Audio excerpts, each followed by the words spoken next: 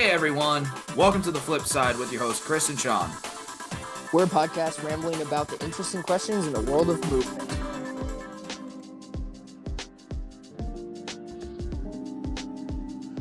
Welcome to the Flip Side podcast. As requested, we have a Cork tutorial to go over with you guys today. This is a video that I made a while back to prove that my methods worked. So I feel like when you coach, a lot of times you will share information with your students in a way that requires some predetermined knowledge. So you'll say like, oh, you need to swing your leg and your arms at the same time, and they don't know what that means and they don't know why. But the knowledge that you is like, oh, well, the reason you swing them at the same time is because it allows you to throw your weight into the air so that when you jump, you're lighter. Or like, oh, if you throw your arms in your leg, it allows you to throw your hip higher because those are on the opposite sides of your hip. So really, it's the hip that you want to get up. Like that kind of information is stuff that we need to share with students. And so I just was like trying to get an understanding of my techniques better so that I could coach better. And so what I did is I applied what I knew about a cork to my dark side. And I wanted to see how quickly I could learn a dark side cork, a dark side B twist, and a dark side full with the techniques that I had. Yeah, but luckily I had the hyperbolic time chamber here, so very squishy mats. And I have never done any dark side twisting before, so this was a super fun experiment. And I actually learned all three of them, I think within 8 minutes, I think is what that took. Wow, that's crazy. I'm very proud of it. So yeah, let's we're gonna go over this, do a little breakdown here, better understanding. I don't talk in the video, but I have like little pop-up things. So yeah, hopefully that will help make sense of what's going on, and we'll be able to pause it, whatever. So yes,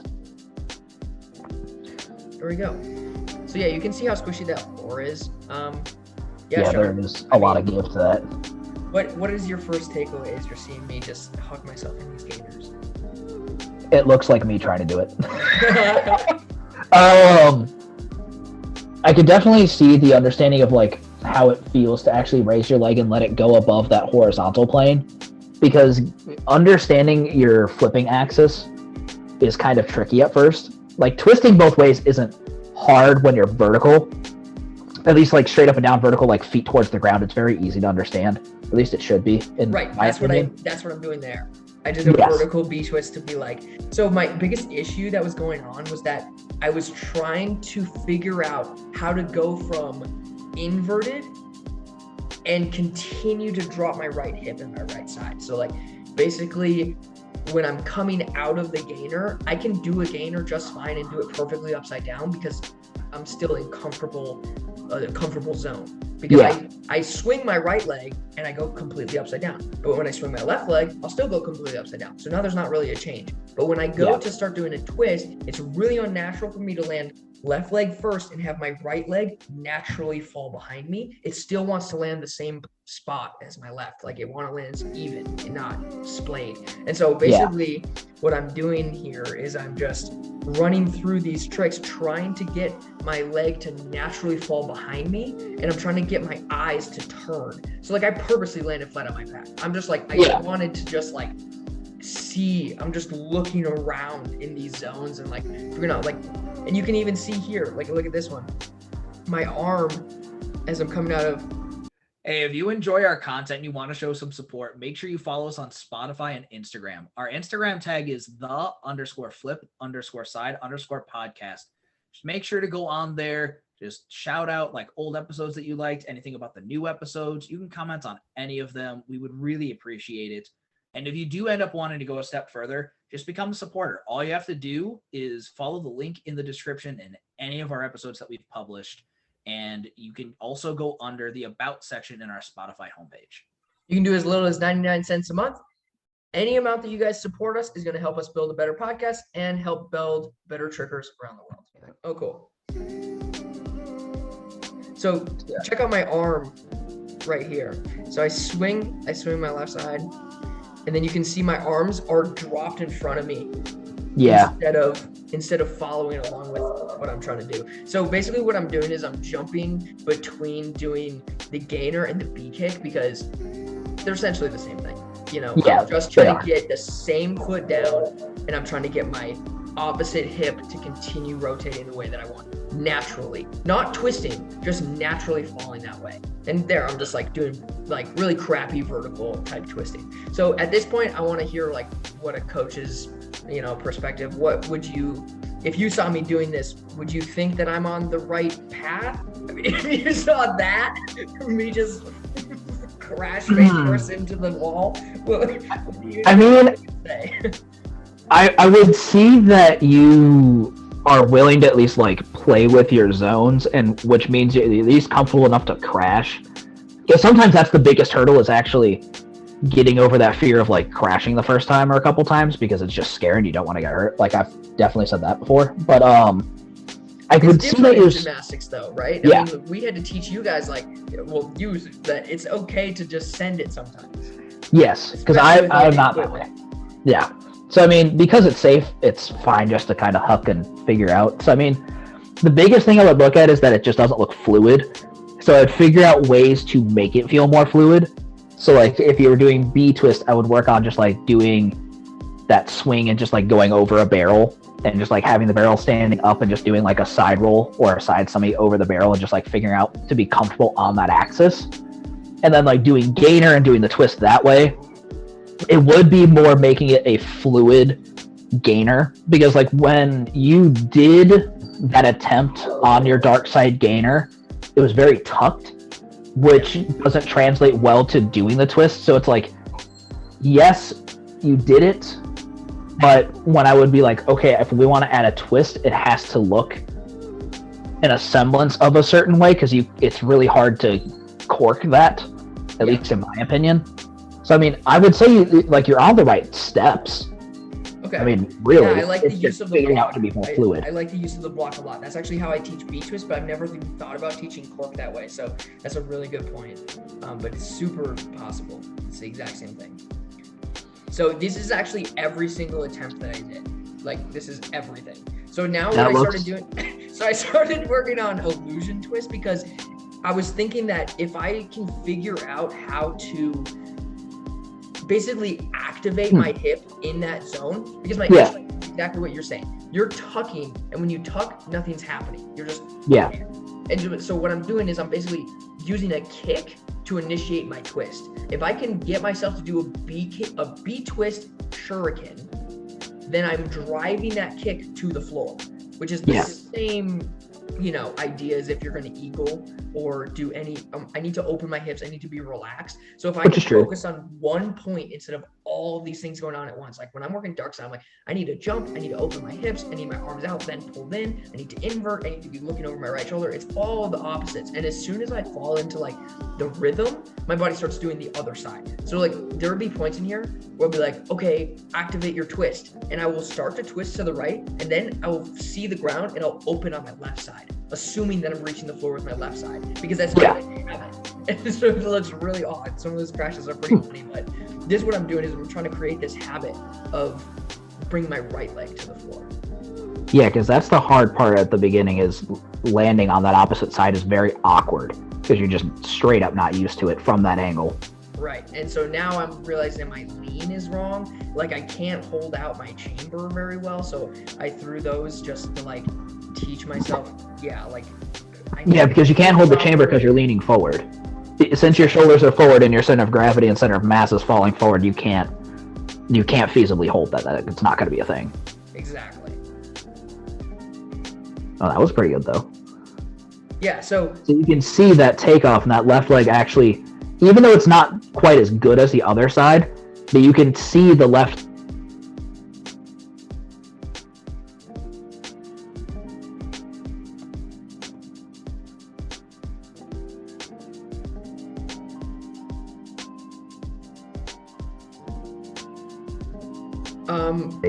Yay. Now I can hear you. So yeah, you said it's not as good as the other side, but yeah, so it's not quite as clean as the other side that you normally do, but you can see the left leg actually coming up and pushing, which starts to help with that initiation. and then the right leg doing the work that it's supposed to, like you said, really trying to feel that twist and it pull over. Because you can see here, that left leg comes up. It doesn't quite go as like your normal side, but that right leg very much does push and pull the way that it's actually meant to do for a B twist. Like, it is really clean. Right. And that's actually what I kept telling myself too. I was like, why are you trying to do a B twist and your B kick is trash? And that's why I started with the gainer too, because I was like, I just need my gainer to be floaty. I need my hips to be open so that when I decide to make it a cork or when I decide to twist this B kick, then I need to have the space to do that. I can't just have, B twist can't be the base trick. And so that's what I was trying to do, is like I was working the B kicks, getting my hip to turn over, because you need to twist during the B kick axis, not during whatever axis you decide B twist is on, which is what actually someone literally just texted me before we started this about help with their B twist, and that's exactly what they're doing. They weren't setting a B kick. Super simple. So they're actually coming to the open gym that I'm going to tonight. They asked me for some help. All I'm literally going to do is I'm going to have them do a B kick. I'm going to lift their foot up and be like, okay, now do the twist. They have to do it from having their foot up in the air, and I'm sure it will work fine. They have good twists. They just need to have it on the right axis. That's really all it is. So, yeah, because like the first thing that I did learning B twist, and you actually did the same thing. I was trying to figure out how it felt in my head. Yeah. To just let it naturally turn over sideways, and I was like, oh, if I jump and I go through the B kick motion and I actually just lift up the leg and do everything, and I naturally get to my back, it shouldn't be as complicated as I'm making it to just do a 180 turn. Right. Because if you take off, you're pretty much going to get to your back. Like, that's going to happen. Yes. So you really just got to focus on how hard you're pulling and when you're pulling, and it should just naturally go over, like what just happened. It went from those first couple attempts where you were playing with the X plane. I think it was near the beginning where you just kind of like dumped it over on the side. Yeah, even doing something like that, it's just feeling that twisting and starting to invert. Yes, just like that. Because that one, I would bet what went through your head was just, okay, let it take off like I'm going to my back and then pull a little bit harder and just see what happens. Exactly. That's a really, really good point. It just like, you can easily get to your back, so why are you trying to think of a whole 360 twist? Instead, just get to the point, because people fight it so much, or they try to initiate so much. There's not that much that goes into it. It's the fact that you fight the position that naturally will come to you. So find the position on the floor, find the position on immediate takeoff, and then really don't do too much. As little as you can, and it should fall into the space that you're trying to get it to fall into. And then over time, obviously, you add the muscle in for efficiency purposes. You can't add the muscle in if you don't know where it goes. So that's really what this is about, is me trying to put the muscle in the right spots until eventually I figure out where it goes. And then that one was better.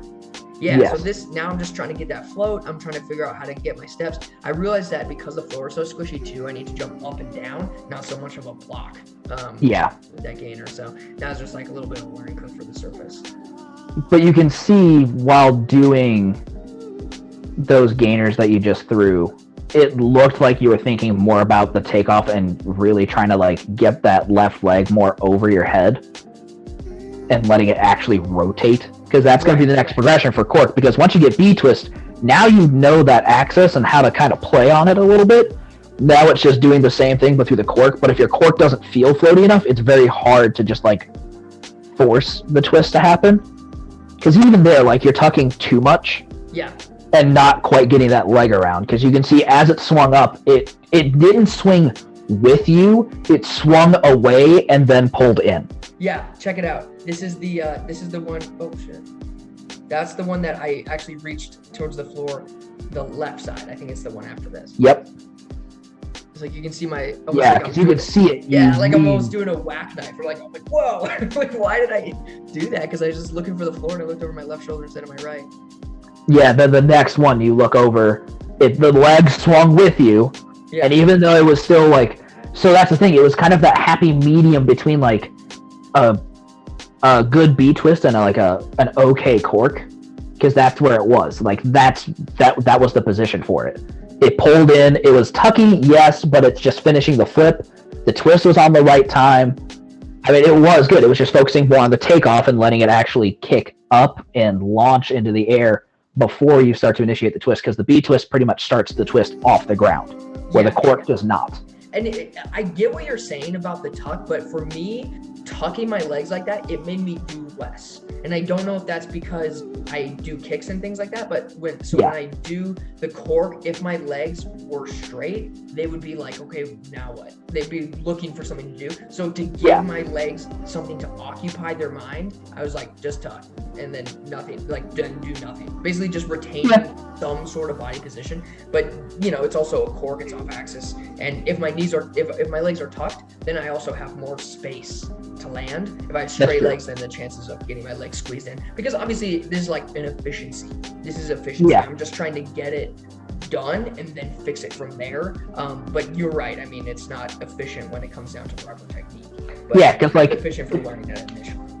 Yeah, so like if I was coming from an initial standpoint of like, this is the person like first time learning it, like I would say that's a really good step to be at, because that's huge.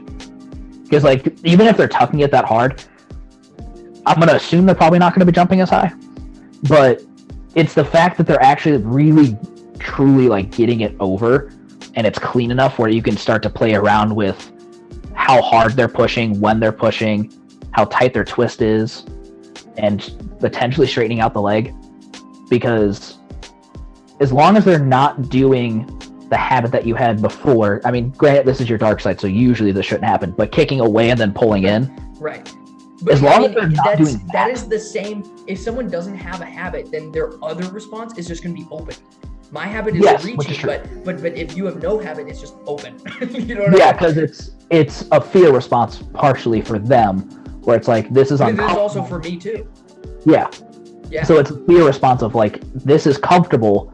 Why am I going against that? It's like, well, sometimes I have to, but you know for what it is. I do really like highly suggest with all tricks, land it as soon as you can, regardless of how crappy it is, and then learn from there, because at least for tricking, I think it is different in gymnastics because of all the drills and because of the expectation of the end result of the trick, versus in tricking, you're forced to constantly change the trick depending on the previous and the following trick and the intention with the existing trick. So because of all of the constant changes, learning it one way and changing it over time is just part of the journey.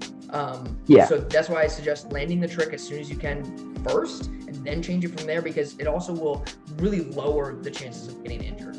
Once you start landing a trick and having these safe bail points, instead of landing like right on your back or on your hips like I'm doing in this. Luckily, I'm in a safe place, but if I wasn't, I mean, this would be detrimental to my health, regardless of 5 minutes or not. If I'm in a gym, even on a sprint floor, and I'm crashing like that, I am not going to be walking right next day. No, because these are car accident type falls.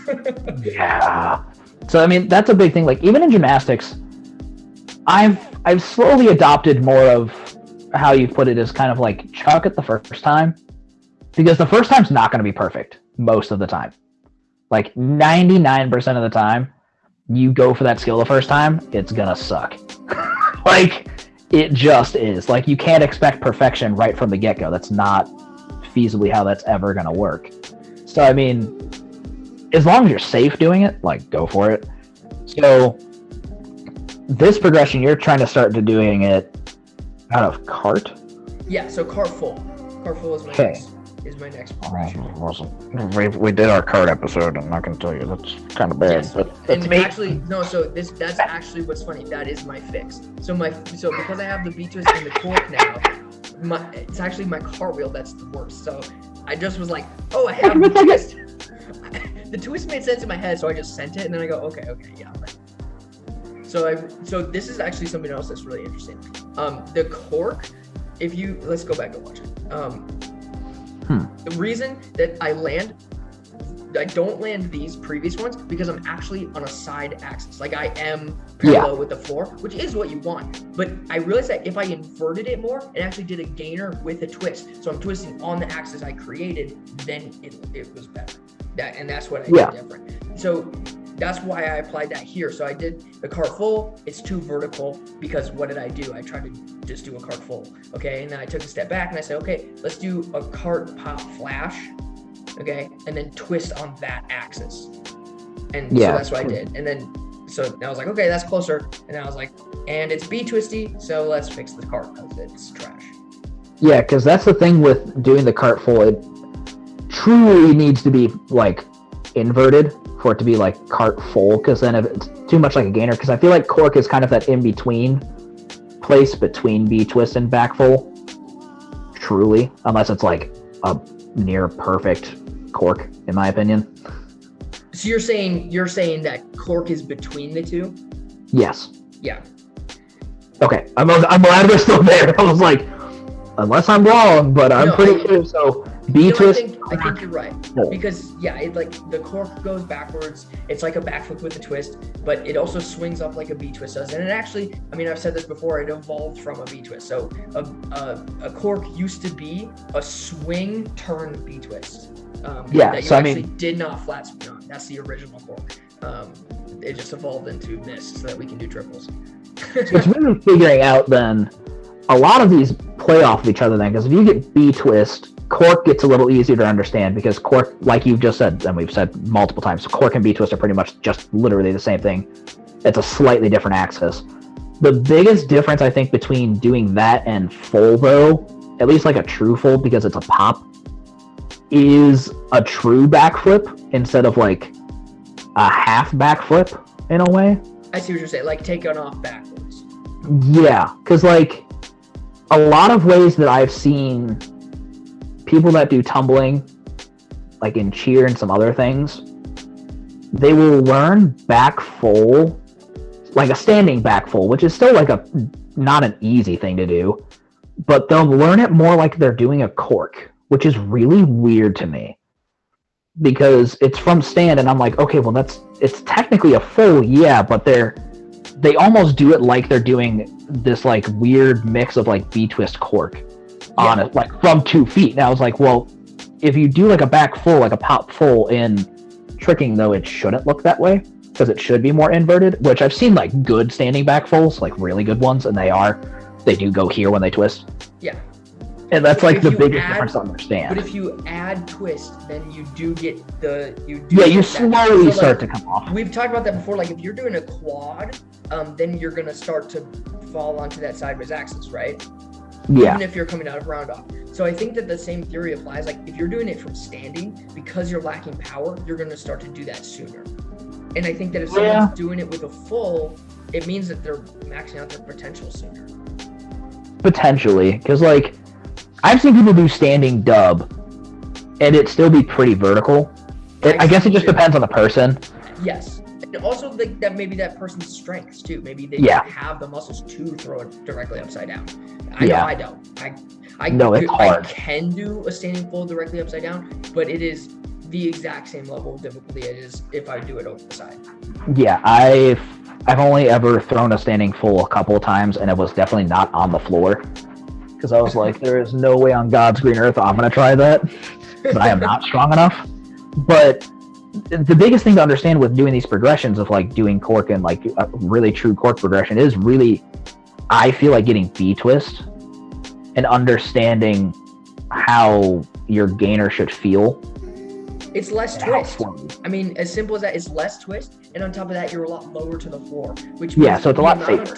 It's safer, and the amount of time you have from the ground to your peak is also less. So you get, I think your feedback loops a lot better. Like there's less going on, and you get a quicker response time. You are way more aware of your surroundings because you're also kind of moving forwards in a sense. Yeah, you are. If you're going backwards in a gainer, there's a lot more blindness going on. And then I've seen people progress from B twist to cart full very fast. I just tell them to do a cartwheel and then do a B twist and then basically do the cart flash and then combine it. It just becomes a cork. Yeah, just mush them together. And then from there you can cork. But cork is my strong suit. I don't really do fulls and I don't really do B twist that much. And so yeah, cork is my strong suit. So that's why I started with the cork. But it's really funny how you watched me I started with the cork. I had to learn the B twist first. Then I tried to go back to it, couldn't do it, and so I backed up into the backside 9. So it's funny because backside 9 wasn't even on the list, but it's something I had to learn in order to get these. which is great. I mean, it's great because it also shows how related all 3 tricks are. Which is kind of still crazy because like so many of your guys' skills are just like are kind of different versions of themselves. It's just different axes, different where they're going, which is weird. So I mean, for the progression, what would you say is probably feeling like the hardest part? Because I feel like that's just doing the second half of the twist. Because like if I was gonna go not having a really bad, or no, I shouldn't say really bad gainer, I can land a gainer and I can at least like vertically jump and do a full. I wouldn't say that doing the first half of the twist is hard, because it's actually pretty easy. Doing a back half or like a front half, way simpler than I think it's given credit for in some aspects. So like if you swung and did a gainer half and just like landed on like on a soft mat potentially, or like out on the grass, and you just focus on getting your feet down first, it makes it automatically less scary. And then you just like, okay, from here, all I need to do is just feel the twist. Like, and that's for like, you can't be twist, like you can't figure it out, or you don't want to do it that way, and you can't do a pop full or something. Like, doing it from bare bones, I have a gainer, and that's it. And like, you don't kick very well, you may be able to cheat 9. So like, I feel like that would be a good understanding of how easy it is to get there. It's just being comfortable playing with different variations, because like doing your 9 helps you understand the carry through and the twist and landing on that one leg and all that kind of stuff and the hip engagement, and just doing a back half, like a gainer half, and just being okay taking the fall and not expecting you to get to your feet, so almost like doing an Arabian, right? And then just playing with it. It's really interesting. I mean, I would take a different route with everybody. And the route that I took here is really interesting because I just tried to land it as quick as I could. But if I was actually learning tricking from scratch on my dark side, this is probably not how I would do it, because the thing is, learning it this way is great, but it's only great if you're going to rep it out. So like I landed each one of these tricks one time and I was like, all right, good. I just wanted to see if I could get there. And then I proved that I could get there just by simple, like, aspects of the trick, which would be like slowly learning how to turn the hip, and then learning how to spot it, and then learning how to go from open arms to closed arms and the timing of it. And from there, I was like, okay, now I have a much better understanding of how to add twist to skills, which is simply do the base skill, add the twist. Don't change the axis that you're on, and that's really the expectation. So, but if I was learning it from scratch, I would be doing a lot more gainer variations. And the example you gave, the chi 9 to the cork, I would just teach them swing 9, and then I would teach them gainer, and then I would be like, do a gainer, and then like basically do a swing 9 but don't kick. So like learning how to do the swing 9 without a kick, because once you kick, then you're basically putting your hips in a lot of danger. So that's true. Yeah, so it's good to like use the existing tricks you have to build up, and the more tricks that you use to add to your arsenal to help you with a trick, then the more it will stay. There's no chance that I can like really Arabian on my dark side without like a lot of reps. But that is one way that I do teach people.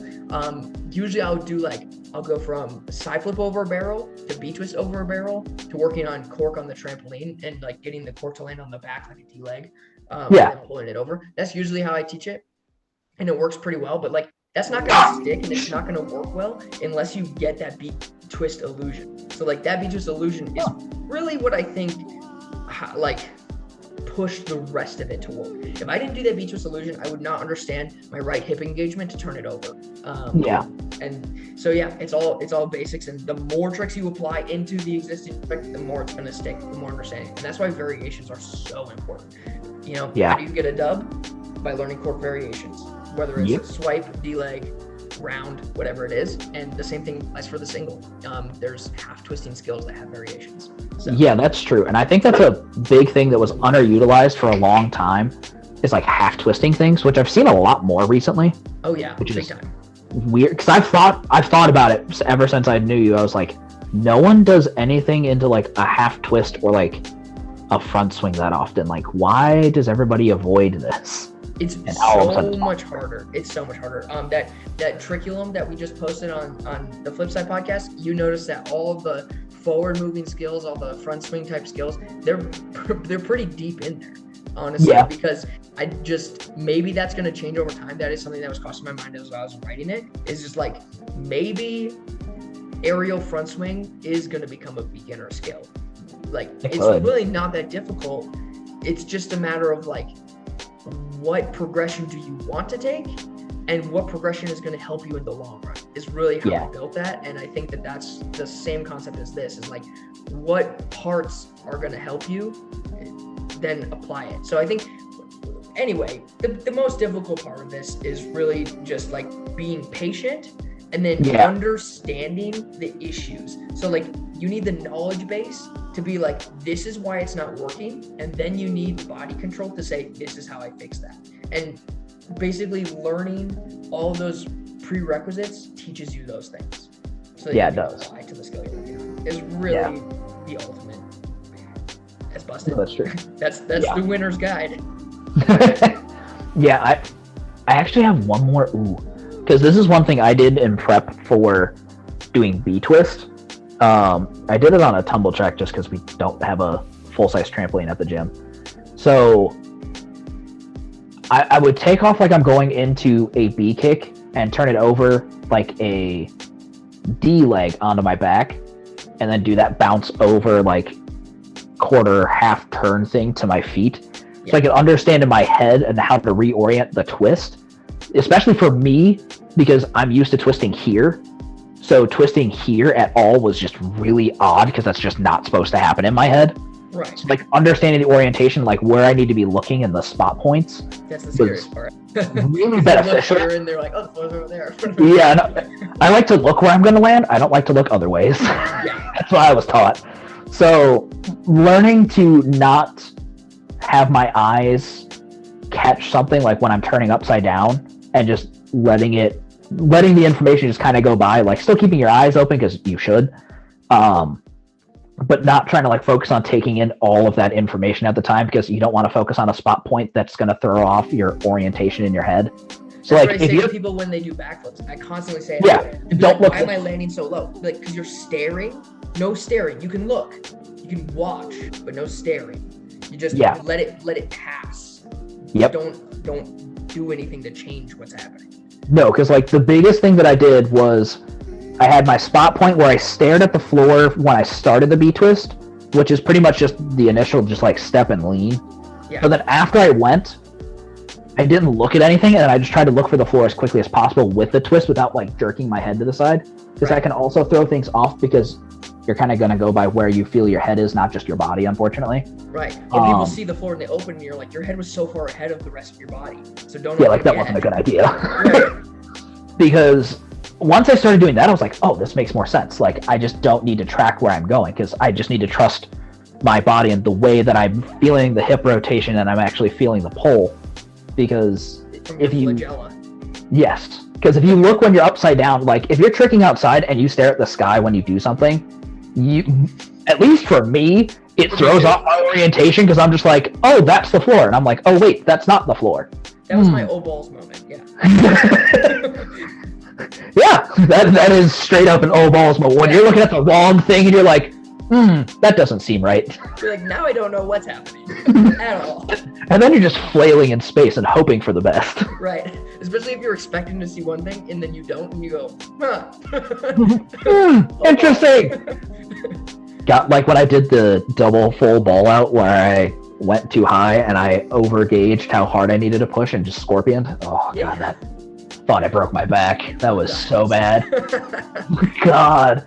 But yeah, Cork progressions. Yeah. You always get off track with things. You'll be fine. So like we said, it's just really focusing on the progression, like any build-up skills like nines, even doing like understanding B-twist, even if you don't get B-twist, but understanding how it feels. Like if you just have a strong gainer, but you don't have a strong enough B-twist to twist it, but you understand how it feels, that can help you get your cork, because it is the same rotation. It's just a slightly different axis, but the rotation doesn't actually change, like at all. So it's just understanding how it swings and how it goes into it is a little bit different. Just the takeoff, exactly. Yeah, because like Chris said, originally it was swing B-twist. So why wouldn't it help to understand B-twist? Even if you're not thinking about landing it right now, just like doing it into a foam pit, doing it onto a mat, doing it onto the floor, doing it onto your the grass, something to start understanding like how it feels. Because then all of a sudden you're gonna be like, okay, I'm gonna start going for cork. And I'm gonna think, oh, in my head, I'm going to kick up and I'm gonna turn my shoulder early and then just think of it like a B-twist. Right. Okay, that works. Then clean it up in the future. Right, and I mean, that's basically a B-twist variation. That's like a way to think of things that give you big jumps. One last thing that I want to say is like learning any twisting skill, especially single twisting and in tricking, when you're trying to go, say like cork to cork or even B-twist to B-twist, you're taking off of, so if I'm a left twister, I'm taking off of my left foot, I'm going to land on my left foot again. So learning switching skills. So looking back, I would definitely have learned a G switch if I wanted to make it stick, because then I understand how to drive my foot to the floor and eagle, which makes it significantly more efficient. So if I had been able to cork and open up onto my leg, like basically by having a G switch down, I would have had the full ending of the skill. So it wouldn't have been as afraid for that part. Right. I would have had gainer and the ending, which would be gainer switch. They would have. So now all I need to do is that twisting motion, which I got from B-twist. It would have been a much cleaner cork, and my B-twist would have been able to open up. So that's another thing I would have tossed in there if I was like working on keeping that skill. Yeah. So I mean, look at that. Like 6 different ways to learn a cork. Yeah. Who would have thought? It took me look at the video punch right there. I mean, it took me 3 minutes and 41 seconds of actual movement to learn all 3 of these skills from scratch. And then, but over 8 minutes when I was, just doing stuff just in there. So wild. It's wild. So that is actually apply this stuff. Yeah, apply this stuff and trust the changes. Trust what you already know, and ask coaches, because knowledge is one of the missing points. Body control's the second. So that's why coaches work. Ooh, interesting. Maybe we'll do an episode on that. Yeah, that sounds good to me. All right. With that, we will see you guys next time. Bye.